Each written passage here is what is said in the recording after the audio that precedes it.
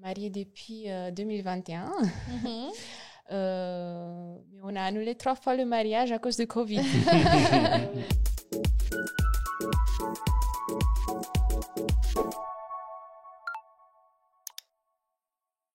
D'accord. Alors, merci, Katiana, d'avoir accepté de venir et partager ton expérience avec nous. Merci à vous. Ça fait plaisir. Merci. Merci. On va commencer par une question un peu basique. Parle-nous un peu de toi. Si on dit c'est qui Katiana? Qui est Katiana? Tu diras quoi? C'est un peu une histoire parce que depuis quand je suis petite,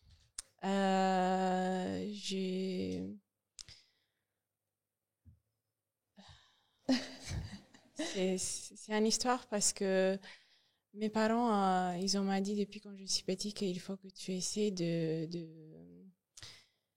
voir le monde. D'accord. Et I'm just going to do it in English a little bit. So when I was 15 years old, I went to high school in Vancouver, Canada, without my parents. And they helped me with the school. So I was an international student. And when I graduated, actually in the high school, I had a problem with acne. D'accord. And that was the first thing that bothered me. And it hurt me a lot because the kids, they looked at me like I was ugly, like I was not a perfect girl and beautiful. So because of that, I came back to Romania. Et j'ai fini l'université de cosmétologie médicale.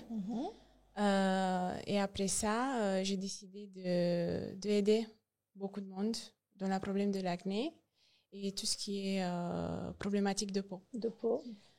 Donc, tu avais 15 ans quand tu étais partie, donc oui. Tu étais encore au lycée? Oui. D'accord. Oui. Donc c'était un programme d'échange ou pas du tout. C'est mes parents qui ont beaucoup investi en moi. Ah, waouh. Pour voir le monde. Le monde, oui, c'est ça. Donc quand tu es revenue, c'est pour la fac, c'est pour l'université? Exactement, c'est ça. Et j'ai tombé amoureux de mon mari aussi. Ah. C'était 2 choses qui s'étaient passées. Trop bien. Et depuis quand j'ai fini l'université, je me suis dit... en fait, j'ai fini l'université et j'ai essayé de trouver du travail dans ma pays, Roumanie. Et moi, je suis de la ville qui s'appelle Oradea, approche de Oradea, qui s'appelle Beiuș. Et avec mon mari, on a décidé de travailler dans notre métier. Et moi, j'ai essayé pour 1 mois de trouver du travail. C'était mal payé, en plus. C'est comme ça. Et en Roumanie, les femmes ne font pas grand-chose par rapport à la peau. Donc, ne prennent pas forcément soin de la peau. J'étais un tout petit peu triste par rapport à ça. Et du coup, à cause de ça, je réfléchis bien. Et en France, spécialement sur Paris, la beauté, c'est grand. On a décidé, les deux, de venir sur Paris. Ensemble. Et c'était quand? En 2020. D'accord. Et on n'a pas du tout parlé français. Donc, oh, wow. Du coup, tu as appris à parler français ici, en fait. Ok, trop bien. C'était difficile, mais c'était avec le travail, avec les clientes, j'ai réussi à apprendre le français. J'espère. Ouais, très bien. Et du coup, quand tu es arrivée, vous êtes tous les deux arrivés à Paris, vous avez fait quoi au début Au début, moi, j'ai payé un institut pour faire une formation pour devenir épidermologue, en plus qu'une esthéticienne, un skin thérapeute. J'ai fini ma formation après 6 mois. Et l'institut où j'avais fait la formation, ils m'ont dit on t'aime bien, tu fais bien ton travail. Est-ce que tu veux commencer avec nous? On va faire pour toi un contrat et tu vas commencer avec nous pour faire le soin. Et j'ai accepté. Mais mon mari, c'est juste un petit phrase que je vais vous parler. Il est kiné à la base. Il a travaillé 4 types de travail parce que c'était un peu difficile pour lui de faire l'équivalence. Ça a pris 2 ans pour lui. Et en début, c'était difficile, mais c'est pas... On a réussi les deux après 3 ans. Waouh, ouais, c'est vrai, parce que l'équivalence, c'était pas évident de vous retrouver, en fait, Oui, c'est ça? c'était pas évident. Enfin, pour lui, pour moi, c'était facile, mais pour lui, c'était un tout petit peu difficile. Oui. D'accord. Ouais. Et du coup, ça fait quelques années maintenant que tu as justement, tu es dans le domaine. Et du coup, quand est-ce que tu as réfléchi à justement ton propre projet? Est-ce que c'était avant déjà une idée qui existait? C'était depuis quand j'ai fini l'université que je veux vraiment trouver une solution de ouvrir mon institut, de prendre beaucoup des informations parce que spécialement sur Paris, il y a plusieurs cliniques, plusieurs instituts avec beaucoup de choses, beaucoup des idées, beaucoup des appareils qui ça marche vraiment bien. Et comme dans ma pays, il n'y a pas grand-chose par rapport à ça, je me suis dit, je vais tout prendre et je vais faire mon projet pour ouvrir mon propre institut avec plusieurs esthéticiennes qui vont travailler dans ces domaines. D'accord. Et tu C'est penses ça. justement commencer ici, lancer ton institut ici et ensuite par la suite ouvrir un autre Exactement. Donc, Ah. pour moi, ça va être un petit franchise, j'espère. Qui va ouvrir dans Qui va ouvrir j'espère, plusieurs. dans 1 an et demi maximum. C'est le projet qui ça va appeler Divine Beauty Paris. Ok, trop bien. Et du coup, est-ce que tu as déjà commencé à préparer justement le projet, préparer des parties plutôt business ou techniques par rapport à ce que tu vas proposer comme prestation? Qu'est-ce que tu vas avoir comme... J'ai déjà commencé à avoir les idées. C'est le début, les soins, les appareils ça marche vraiment bien en ce moment. Et donc, j'attends juste le moment de trouver la bonne espace. Donc, c'est juste la localisation plutôt... localisation. Oui. D'accord. Mais tout le reste, pour toi, toutes les listes de prestations, de services que tu vas proposer, tu les as déjà dans... Oui, exactement. Okay. Et j'ai déjà un appareil qui ça marche vraiment bien. Je l'ai appris il y a 1 an et demi. Comme j'étais en freelance aussi, et je suis encore. Donc, j'attends le moment d'ouvrir en fait l'institut pour commencer. D'accord. Et c'est quoi les types de prestations que tu envisages faire? J'ai vu un peu sur Instagram, un peu de eyelashes, peut-être un peu de skincare aussi. Exactement. Donc, ça va être de soins dermatocosmétiques pour aider la structure de la peau, la problématique de la peau. Ça va pas être je vais pas faire des massages, donc je vais rester focus sur vraiment les problématiques de peau, acné, taches pigmentaires, anti-âge, donc tout ça. Et au niveau de eyelashes, c'est des extensions cils. Moi, j'ai commencé la formation en 2021 ici. Et c'est les eyelashes qui s'appelle extension en volume russe. Mais je travaille un peu différent par rapport à les autres parce que moi, j'aime bien tout ce qui est très naturel. Très naturel. Donc, pas que ça se voit beaucoup sur le contour des yeux, sur le visage. Donc, D'accord. Du coup, c'est parce que tu as fait la formation que tu t'y intéresses. Tu penses pouvoir poursuivre cette prestation une fois que tu aurais ton institut, ou ça sera vraiment essentiellement sur du médical plus que de la beauté? Plutôt médical, et le côté de eyelash, c'est pour la beauté aussi. Donc, moi, j'espère que je vais trouver des autres filles qui va faire les extensions de cils. Parce que c'est bien d'avoir un bel pot avec aussi des extensions de cils. Pourquoi pas? Et du coup, que ça, ou tu as d'autres, justement... Ça va être que ça. Parce qu'après, si on a beaucoup dans l'institut, c'est super. C'est pas super non plus. Parce qu'après, le monde va... Enfin, c'est pas la meilleure idée d'avoir beaucoup de prestations. Et du coup, vu que tu vas te lancer sur Paris avant d'ouvrir en Roumanie, est-ce que tu penses que tu vas présenter ou avoir des prestations uniques et spéciales, en fait, qui vont se différencier par rapport aux autres instituts qui sont à Paris? Oui, parce que mon idée, c'est de commencer avec un diagnostic toujours, un diagnostic de peau avant de commencer un soin. Je trouve que c'est très important de parler avec les clientes pour voir comment elles sentent sa peau, quand elle se réveille le matin, qu'est-ce qu'elle voit dans le miroir, qu'est-ce qu'elle n'aime pas. Donc, il faut bien comprendre aussi les clientes parce que des fois, on arrive dans les instituts, on veut choisir le soin et on ne sait pas si c'est le soin pour notre type de peau. C'est vrai. Donc, je trouve que le plus important, c'est de faire le diagnostic toujours avant de faire un soin du visage. Et bien sûr, après le soin, on va choisir le soin qui va être sur mesure.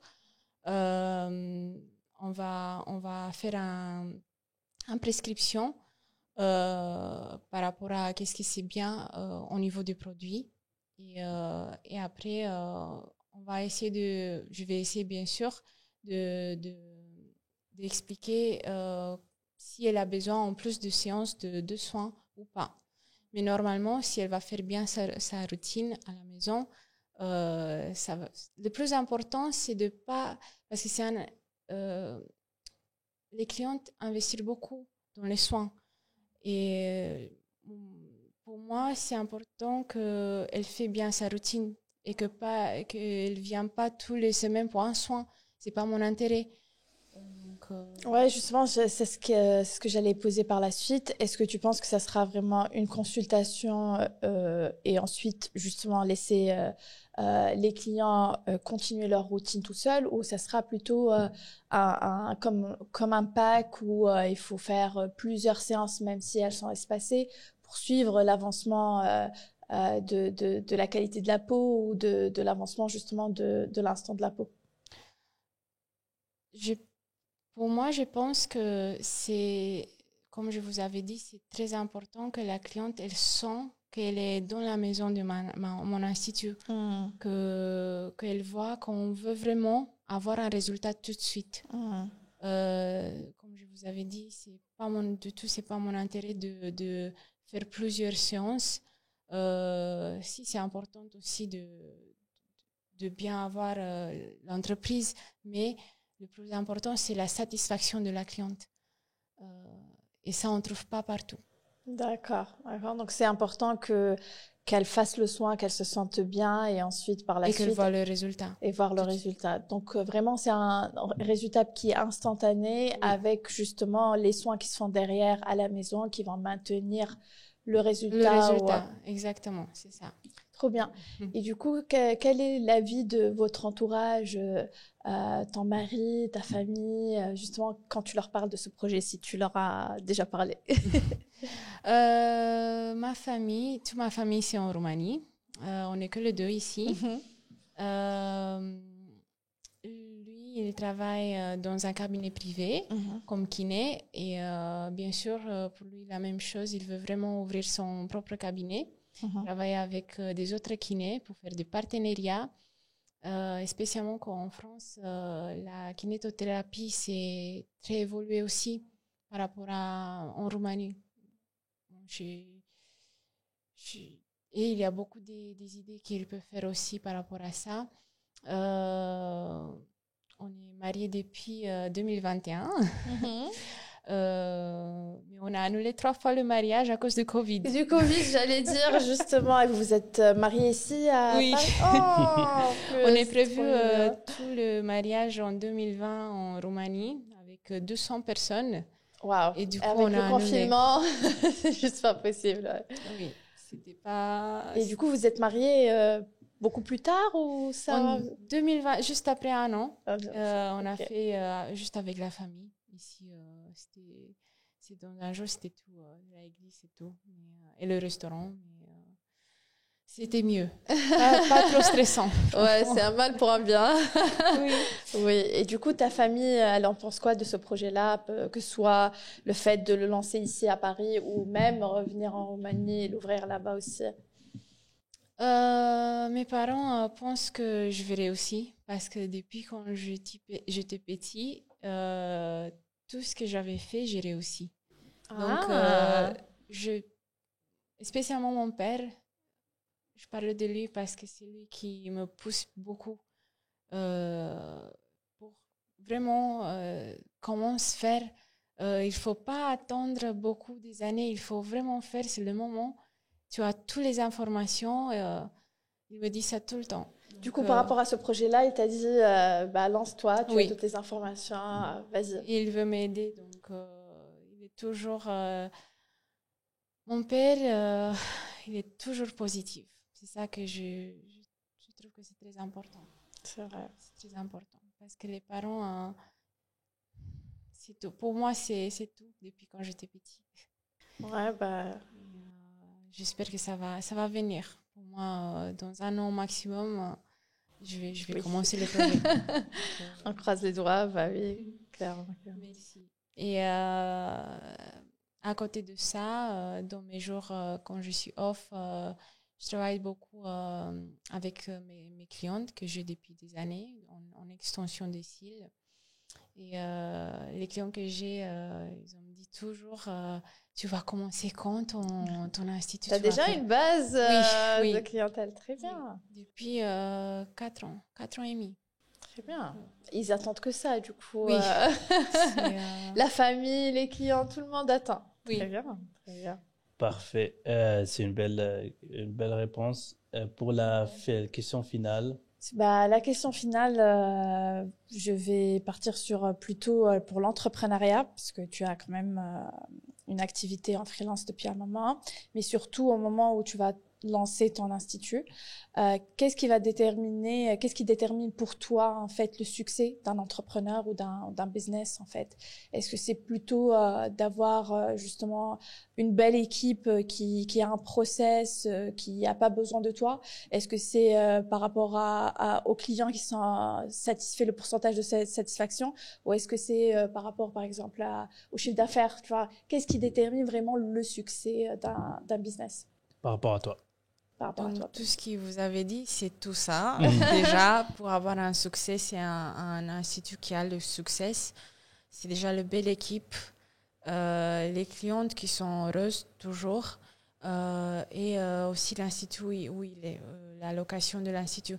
Mais pour moi, je crois que depuis quand je suis là, le plus important, pour moi, ça va être la satisfaction cliente.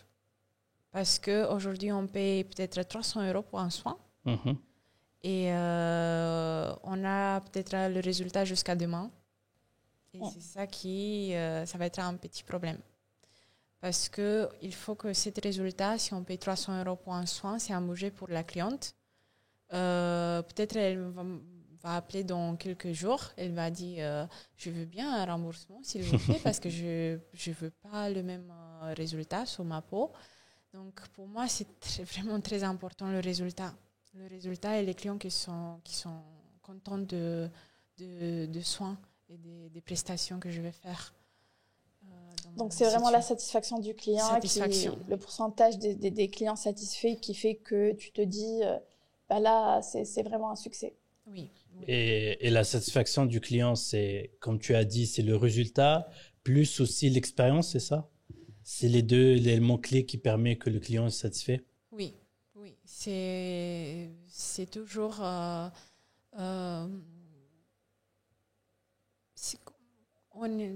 pour moi, ça va être toujours... Depuis quand je suis petit, je ne me mis jamais en première. Jamais. C'était toujours mon père, ma soeur, my husband. Jamais moi. Et c'était le premier problème pour moi. Et mes parents m'ont dit tout le temps, pourquoi tu ne te mets pas en première place? Parce que, je explique, parce que ça c'est important, parce que toi tu es important, parce que moi, jamais, depuis quand je suis née, je ne m'ai jamais mis en première place. Et du coup, c'est mon défait. Et c'est pour ça, pour moi, les clients, ça va être en première. Parce que ça arrivait à beaucoup des instituts que les clientes viennent en première fois et je ne viens plus. Et c'est l'institut qui a perdu beaucoup à cause de ça. Et moi, je veux bien que l'institut que je vais avoir, l'équipe que je vais avoir aussi, elle donne le meilleur pour les clientes et qu'on reste bien sûr que les clients voient qu'on ne veut pas que de prendre l'argent. Enfin, comment je peux expliquer pour moi, ça ne va pas être important l'argent. Ça, c'est sûr. Oui, c'est important dans un moment, mais c'est toujours important que la satisfaction cliente et qu'elle voit le résultat. Donc, il faut qu'elle sente en fait que la priorité, c'est eux et non pas l'institut ou juste vraiment pour avoir le maximum d'argent. Exactement. Sur ces belles paroles, merci beaucoup, Katiana. Merci à vous. C'était magnifique. Merci beaucoup. Merci.